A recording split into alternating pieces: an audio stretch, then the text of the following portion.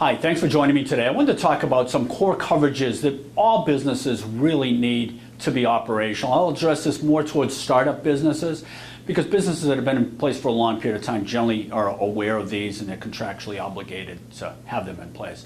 I'm Bruce Thompson. I'm with Sampson Insurance. We're a property and casualty brokerage located in Weymouth, Mass., and I handle business insurance. First thing I want to talk about is general liability. What we talk about there is bodily injury and property damage.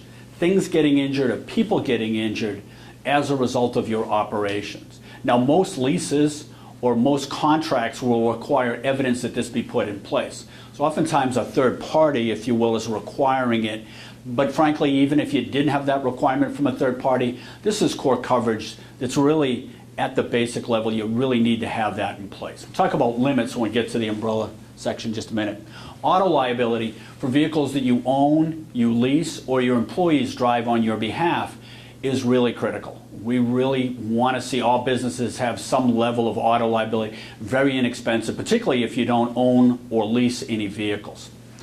Umbrella liability, as I mentioned earlier, that sits over general liability. What we're talking about there is a catastrophic liability limit, like the name suggests, that sits over the general liability, sits over the auto liability. So an example would be if we had $1 million umbrella limit, we're going to sit that over the liability limits we strongly recommend for general liability and auto. Each one of those we recommend $1 million limit of liability. So in this example, the $1 million umbrella sits over the $1 million auto liability for a total of $2 million per claim. Very inexpensive, particularly for a smaller startup business. Employment practice liability, or EPLI is the acronym for that. Wrongful termination, failure to promote, sexual harassment.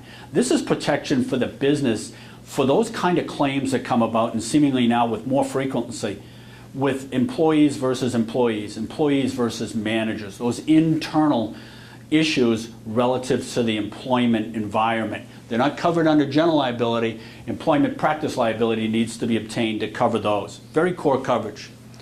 Property insurance, what we're picking up there are content, supplies, stock, inventory, computer equipment, everything it takes to run your business in a tangible property nature, we're going to cover. Could be at the location, could be customers' goods, could be traveling. It's very broad and really required oftentimes for leases and loans. It needs to be secured.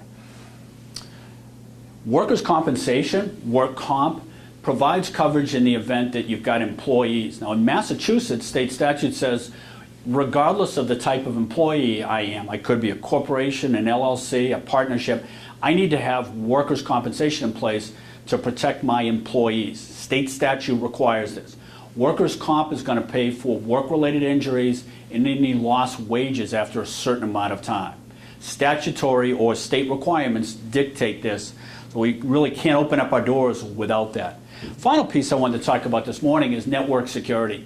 If we've got client data, confidential information, and we have a safeguarding relationship, we have a duty to protect that information, and that leaks out into the public domain and does defamation or harm to that injured party, to that person whose information we're supposed to safeguard, we have liability to protect that. Good examples of that are attorneys that are trusted with particular proprietary information, as well as IT or tech firms, web development firms, firms involved in the technology area that have confidential information.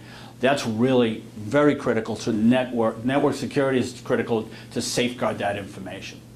Again, I'm Bruce Thompson. I'm with Sampson Insurance. Thanks for checking us out today. We hope to hear from you. We'd love to be of service to you. Check us out at www.sampsonins.com.